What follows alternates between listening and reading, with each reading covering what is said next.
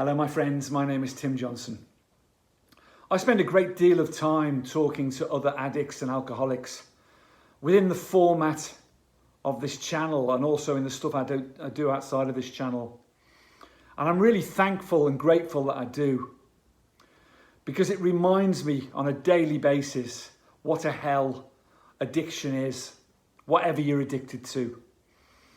It seems like you're on a giant hamster wheel going round and round in a world of pain and hurt, and it will slowly rip everything that's good out of your life. You know, there's no doubt about that, because I've experienced it.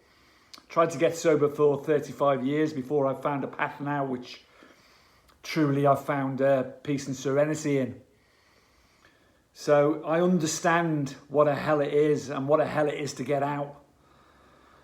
But I need to be reminded of that on a daily basis, because addiction just doesn't go away when you're sober. You've got to constantly work at staying sober, because, you know, it's not the alcohol and the drugs, it's there that you've got to work on in your head. You've got to work on your thoughts and the way you react to things. You've got to let go of control. You've got to learn to let go of control. You've got to learn to stop worrying about what other people think about you and seeking people's approval. You've got to learn to love yourself. I know that sounds trite, but it's a fact. You've got to learn to accept and love yourself. Accept yourself for what you are, not for what you want to be or dream to be. You've got to accept what you have and not what you haven't got. You know, gratitude. All of these things are truly important in staying sober.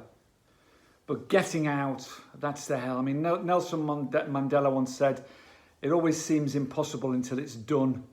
And there's a great deal of truth in that, because when you're in the pit of addiction, and that's why I need reminding, and I talk to people daily about it, you know, it slowly but surely rips everything that's good out of your life. You know, it'll take everything, your self-esteem, your dignity, your self-respect, personal hygiene, integrity, honesty, and then it'll start ripping away your loved ones, everyone you care about, your friends, family. They'll all have to let you go because you're unmanageable and you're hurting them all too much. That's still something I'm working on now, which is trying to earn forgiveness and also forgiving myself for that hurt that I put them through. They've seen the worst of me. Now hopefully they're beginning to see the best of me, you know, and that's me doing my best, and that's all I can do in that situation. I think some people think addiction is just a choice, you know, a poor choice that people make. They couldn't be more wrong, you know, and I've been around addicts and alcoholics for 35, 40 years, you know, I understand, and I've done a lot of research into it and talked to a lot of people, and behind it all, there is always horrific pain, or pain of some sort, whether that be physical, mental, or spiritual, or emotional pain. It may be grief, tremendous grief, current grief, past grief. It may be past dreadful things that have happened in your life and PTSD from that and all that sort of stuff.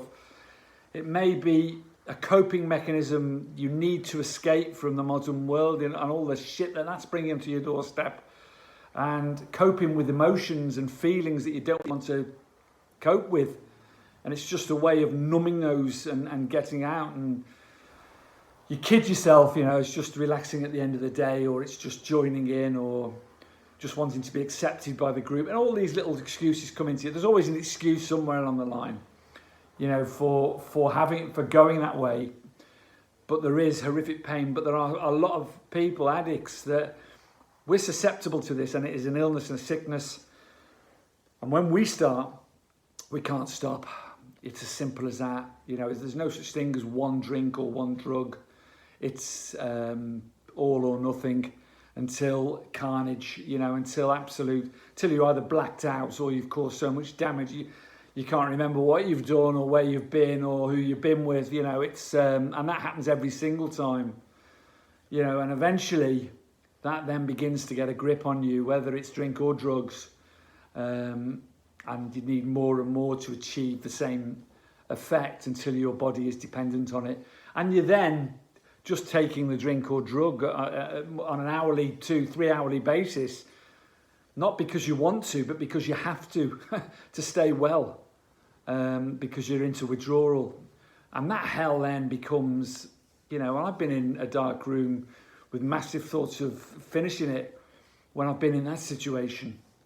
But the point of this video is, I don't care what you're addicted to, how much you're addicted to, what age you are, what your situation is, there is always a way out.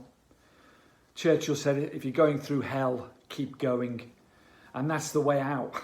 It is through hell. And that's the title of this video. Because it's not easy to get out. There's no one says it is. And when you get to the other side into sobriety, it's not easy then either. Because to stay sober, you've got to work at it every single day, by the minute sometimes, not just one day at a time, 1 minute at a time. And getting out of addiction is a bit like that, because it is 1 minute at a time. It's probably the hardest thing you'll ever do in your life, to claw your way out, but there is a way out. And on the other side, I was sitting out on the balcony today, and I had that before when I was in addiction. I never appreciated anything about it. You never even went outside. It was a darkness, it was overwhelming me. And I just felt a peace and serenity. And that's the promises on the other side of, in sobriety. Things will start coming back into your life. They will. That's a fact. You may not think so now, but they will. Because you'll start showing people the best of yourself. And your self-esteem and your honesty and your dignity and your self-respect. And some of them will come back quickly, and some of them will come back slowly. It may take a long time to win certain members of your family back, but you can only do your best. You can't expect them to be forgiven overnight, and just to trust that you're well. You have to earn that respect and earn that trust by just doing your best every single day. To get out of this hell, you're going to need to make a couple of choices. The first thing is, do you want to?